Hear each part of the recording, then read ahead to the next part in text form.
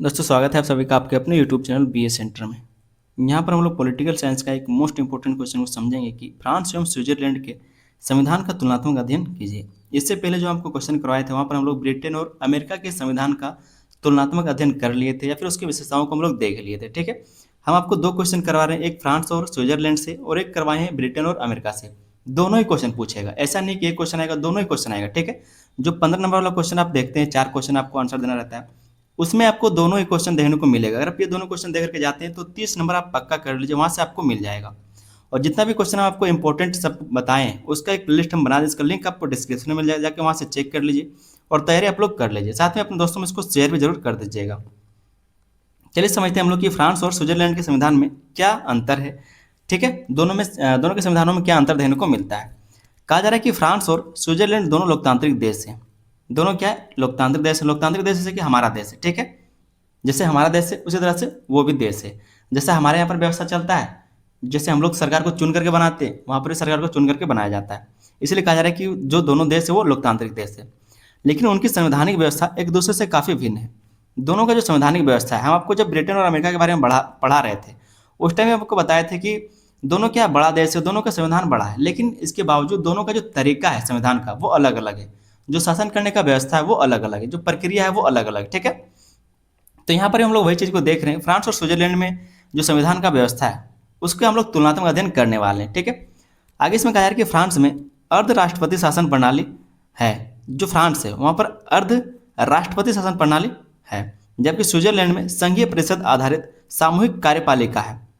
जो स्विट्जरलैंड, अगर आप लोग स्विट्जरलैंड का अलग से क्वेश्चन करना चाहते हैं या फिर अगर फ्रांस का अलग से क्वेश्चन करना चाहते हैं तो जाकर के सर्च कीजिए, आपको मिल जाएगा। मेरे चैनल पर वीडियो बनाया हुआ है। फ्रांस में राष्ट्रपति की भूमिका अधिक शक्तिशाली होती है, जबकि स्विट्जरलैंड में सामूहिक नेतृत्व की व्यवस्था अपनाई गई है। स्विट्जरलैंड और फ्रांस में दोनों में बहुत ज़्यादा डिफरेंस है। दोनों में क्या है तो बहुत ज़्यादा डिफरेंस है, संविधान में भी, और जो शासन करने का तरीका है उसमें बहुत ज़्यादा डिफरेंस देखने को मिलता है। यहाँ पर हम लोग सारे डिफरेंस को क्लियर करेंगे। ठीक है, फ्रांस एवं स्विट्जरलैंड के संविधान की तुलना। अब हम लोग देखते हैं कि दोनों में अंतर क्या है, दोनों में फर्क क्या है। पहला, शासन प्रणाली के आधार पर, जो शासन करने का तरीका है, जो प्रणाली है, उसके आधार पर हम लोग इसकी तुलना कर लेते हैं। फ्रांस में अर्ध राष्ट्रपति शासन प्रणाली अपनाई गई है। यहाँ राष्ट्रपति और प्रधानमंत्री दोनों होते हैं तथा दोनों मिल करके शासन चलाते हैं।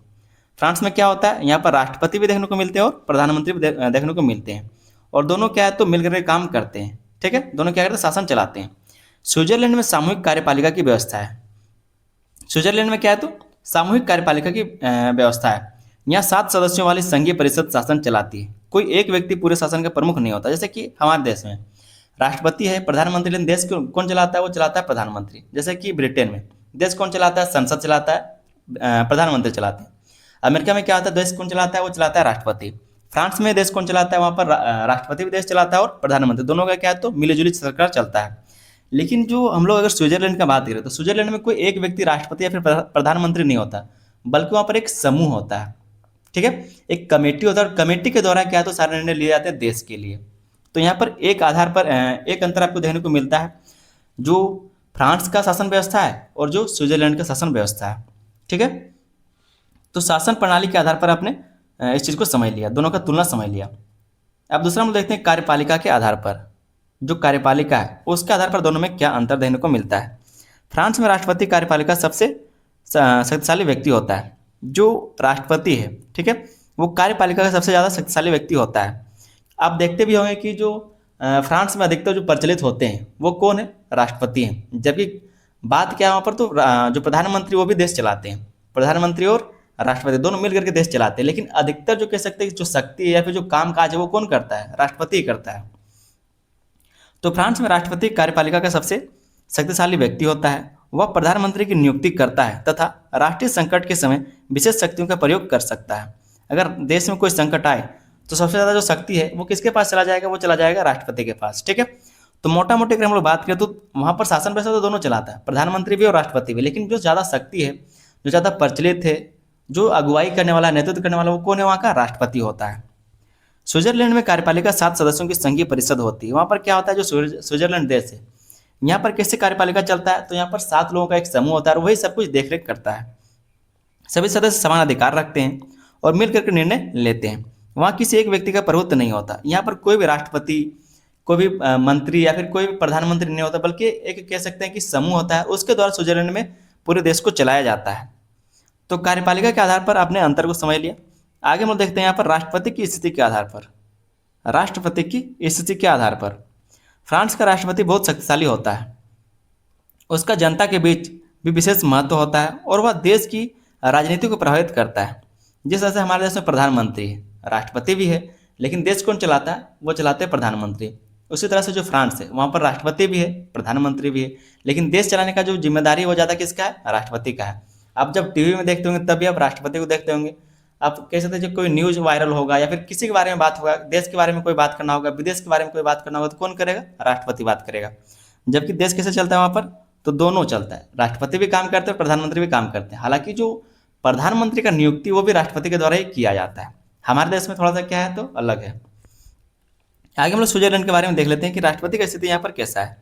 स्विट्जरलैंड में राष्ट्रपति केवल 1 वर्ष के लिए चुना जाता है। उसका कार्य मुख्य रूप से औपचारिक होता है तथा उसे अन्य सदस्यों से अधिकार प्राप्त नहीं होते। मतलब जिस तरह से हम लोग क्या होता है सरकारी नौकरी होता है, उसी तरह से स्विट्जरलैंड में राष्ट्रपति का नौकरी होता है। 1 साल के क्या है वहाँ पर नौकरी रहता है और फिर 1 साल के बाद उसको निकाल दिया जाता है। तो ये बात यहाँ पर कहा जा रहा है कि स्विट्जरलैंड में राष्ट्रपति केवल 1 वर्ष के लिए चुना जाता है।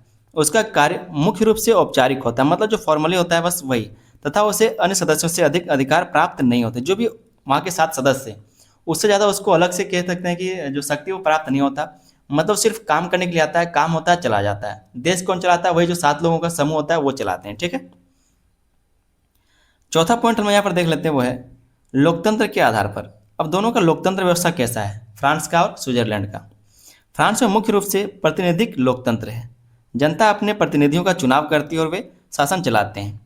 फ्रांस में क्या होता है, लोगों के द्वारा सरकार को चुना जाता है और फिर वो जो सरकार है वो देश का शासन करता है, देश पर शासन करता है, देश को सही दिशा में लेकर के जाता है। जबकि स्विट्जरलैंड में ऐसा नहीं है। स्विट्जरलैंड में प्रतिनिधिक लोकतंत्र के साथ साथ प्रत्यक्ष लोकतंत्र भी है। प्रत्यक्ष लोकतंत्र इसका मतलब क्या होता है, जहाँ पर लोगों के द्वारा सब कुछ काम किया जाता है। जैसे कोई फैसला लेना तो लोग भी उसको बता सकते हैं, इसको बोलते हैं प्रत्यक्ष लोकतंत्र। ठीक है, वहाँ जनता जनमत संग्रह और जन पहल के माध्यम से सीधे कानूनों और संवैधानिक संशोधनों में भाग लेती है। मतलब अगर मान लीजिए कि हम सीधा सीधा अगर समझाना चाहें तो इस तरह से समझा सकते हैं कि फ्रांस में क्या है, फ्रांस में इस तरह से जैसे हम लोग यहाँ पर भारत में चुनाव करते हैं कि कोई बीजेपी को वोट दिया, कोई कांग्रेस को वोट दिया, कोई अन्य दल को वोट दिया, इस तरह से। और जिस भी दल को ज़्यादा वोट आता है वो देश का शासन करता है, देश में क्या है तो शासन व्यवस्था चलाता है। जबकि जो स्विट्जरलैंड में क्या है, स्विट्जरलैंड में अगर कोई भी कानून बनाना है, कुछ भी संशोधन करना है, तो डायरेक्ट वहाँ पर लोगों पर पोल भी कराया जाता है कि कितने लोग इस चीज़ से सहमत है। अगर लोगों का सहमति ज़्यादा हुआ तो वहाँ पर उस चीज़ का संशोधन किया जाएगा। इसको बोलते हैं प्रत्यक्ष लोकतंत्र। ठीक है, मतलब जहाँ पर डायरेक्ट क्या है तो आप भाग ले सकते हैं।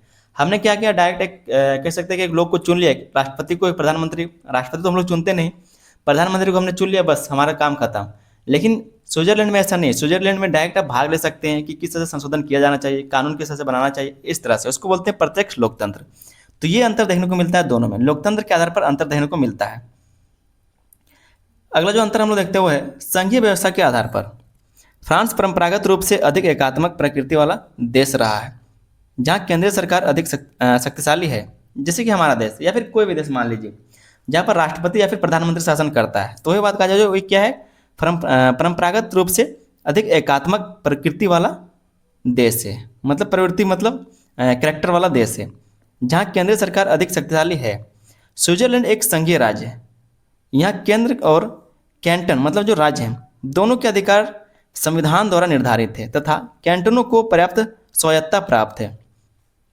क्या जो कैंटन जो राज्य है उसको पर्याप्त स्वायत्तता प्राप्त है, मतलब जितना जरूरी होता है उन सबको उतना प्राप्त है। ठीक है, मतलब देश को तो शक्ति मिला ही है, उसके साथ साथ जो भी वहाँ के राज्य हैं उनको अलग शक्ति मिला हुआ है, वो भी अपने तरीके से अपने राज्य को चला सकते हैं। अब नेक्स्ट हम लोग देख लेते हैं यहाँ पर जो इसका तुलना है दोनों का, वो है विधायिका के आधार पर। विधायिका के आधार पर फ्रांस में संसद 2 सदनों राष्ट्रीय सभा और सीनेट मिलकर के बनती है। फ्रांस में कैसे बनता है, एक सभा होता है राष्ट्रीय सभा और दूसरा होता है सीनेट, और इनसे मिलकर के क्या होता है उसका संसद बनाया जाता है। स्विट्जरलैंड में भी संघीय संसद 2 सदनों में राष्ट्रीय परिषद और राज्य परिषद से मिलकर के बनती है, लेकिन यहाँ दोनों सदनों का महत्व लगभग समान है। जो दोनों सदन बनाए जाते हैं उसका दोनों जो महत्व है वो लगभग समान है। हमारे यहाँ पर भी 2 सदन है, निचला सदन ऊपरी सदन। हम एक हमारा क्या है लोकसभा, एक दूसरा हमारा क्या है राज्यसभा। तो हर देश में मोटा मोटी अगर सारे देश की बात हम लोग करें तो हर जगह पर 2 सदन होता है, ताकि कानून व्यवस्था जो है वो सही तरीके से लागू किया जा सके, सही तरीके से बनाया जा सके, और कोई भी जो रूलिंग पार्टी वो गलत कह सकते हैं इसका यूज ना कर सके। ठीक है, इसके लिए 2 सदन बनाए जाते हैं। अगला जो यहाँ पर हम लोग तुलना देखते हैं वो है न्यायपालिका के आधार पर। न्यायपालिका के आधार पर फ्रांस में न्यायपालिका स्वतंत्र है तथा संविधान की रक्षा के लिए संवैधानिक परिषद की व्यवस्था है। फ्रांस में क्या है, जो न्यायपालिका, जैसे हमारे देश में न्यायपालिका क्या है, स्वतंत्र है। ठीक है, संविधान की रक्षा के लिए संवैधानिक परिषद की व्यवस्था है वहाँ पर। आपने ब्रिटेन के बारे में पढ़ा होगा। ब्रिटेन में आपको बताया था कि वहाँ जो न्यायपालिका है वो सीमित है, संसद को वहाँ पर सर्वोच्च माना जाता है। लेकिन यहाँ पर जो फ्रांस है इसमें जो न्यायपालिका वो स्वतंत्र है तथा संविधान की रक्षा के लिए संवैधानिक परिषद की व्यवस्था भी है।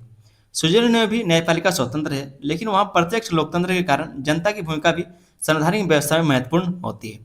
मतलब अगर हम लोग स्विट्जरलैंड का बात करें, जैसे हमारा देश है, ठीक है, भारत में क्या है, अगर कोई कानून बना तो हम लोग उसमें हस्तक्षेप नहीं कर सकते, उसके लिए कोर्ट है, ठीक है, न्यायालय है। मान लीजिए अगर आप फ्रांस, तो फ्रांस में भी अगर कोई कानून बनता है तो उसके लिए न्यायालय है। अगर उसकी समीक्षा करने पर वो गलत पता चलता है तो वो न्यायालय उसका फैसला करेगा। लेकिन स्विट्जरलैंड में ऐसा नहीं है। स्विट्जरलैंड में अगर कोई कानून बनाया जाता है और अगर वो गलत हो गया तो उसमें डायरेक्ट लोग भाग लेते हैं, उसको सुधारते हैं, उसको खत्म करते हैं। ठीक है, तो न्यायपालिका तो है ही, उसके बाद लोग भी वहाँ पर भाग ले सकते हैं। तो ये अंतर देखने को मिलता है। 8वां पॉइंट हम लोग देखते हैं वो है संविधान संशोधन के आधार पर। जो संविधान का संशोधन किया जाता है उसके आधार पर क्या अंतर है दोनों में। फ्रांस में संविधान संशोधन संसद तथा अन्य संवैधानिक प्रक्रिया के माध्यम से किया जाता है। हमारे देश में भी ऐसा ही होता है। स्विट्जरलैंड में संविधान संशोधन के लिए अधिकांश मामलों में जनमत संग्रह आवश्यक होता है, इसलिए जनता सीधे संविधान संशोधन में भाग लेती है।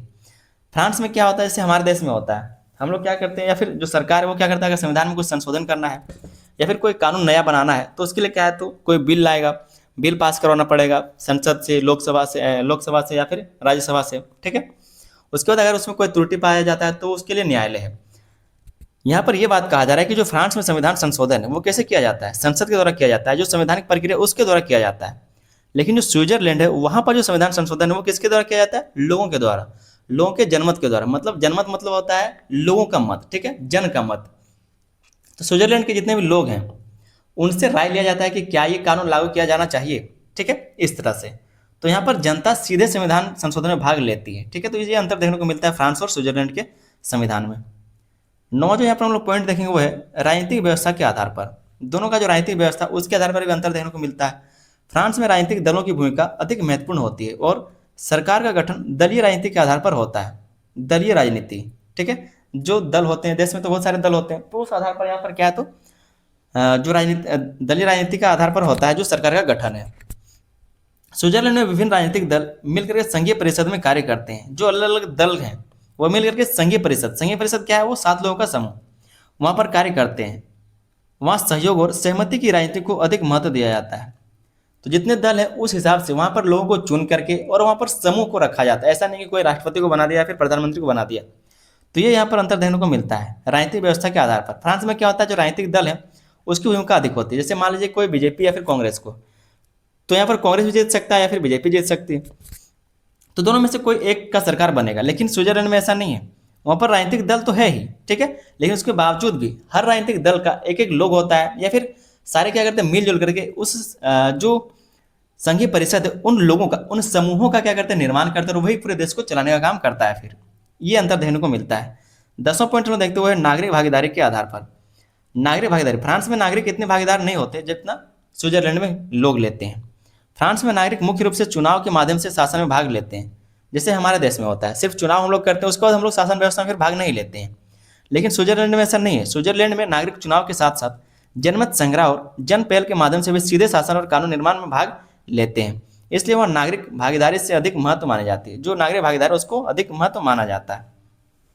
ठीक है, जैसे मान लीजिए अभी हमारे यहाँ पर किसको कह सकते हैं, जो कानून व्यवस्था वो किसको देना चाहिए, जो शिक्षा व्यवस्था वो किसको देना चाहिए, किस तरह से डेवलप किया जाना चाहिए, किस तरह से नीति लगाना चाहिए, ये तो सरकार खुद ही तय कर लेती है। हम लोग सिर्फ सरकार को चुन देते हैं। लेकिन स्विट्जरलैंड में ऐसा नहीं। अगर स्विट्जरलैंड में कोई बड़ा काम किया जा रहा है तो उसके लिए जनमत होगा, लोगों का राय लिया जाएगा, लोगों को जो अच्छा लगेगा वो लोग वोट करेंगे, जिनका ज़्यादा वोट होगा वो लोग जीतेंगे और वो कानून लागू होगा। इस तरह से चलता है वहाँ पर। ठीक है, तो बस ये आपको बताना था कि दोनों में क्या अंतर है। एक छोटा सा आप लोग निष्कर्ष जरूर लिख लीजिएगा। निष्कर्ष को हम लोग ऐसे से लिख सकते हैं कि फ्रांस और स्विट्जरलैंड दोनों लोकतांत्रिक देश है, लेकिन उनकी संवैधानिक व्यवस्था में महत्वपूर्ण अंतर है। फ्रांस में शक्तिशाली राष्ट्रपति, राष्ट्रपति शासन और प्रतिनिधिक लोकतंत्र प्रमुख विशेषताएं हैं। इसके विपरीत स्विट्जरलैंड में सामूहिक कार्यपालिका, संघीय शासन और प्रत्यक्ष लोकतंत्र इसकी सबसे बड़ी विशेषता है। दोनों चीज़ों को हम ऊपर समझा चुके हैं।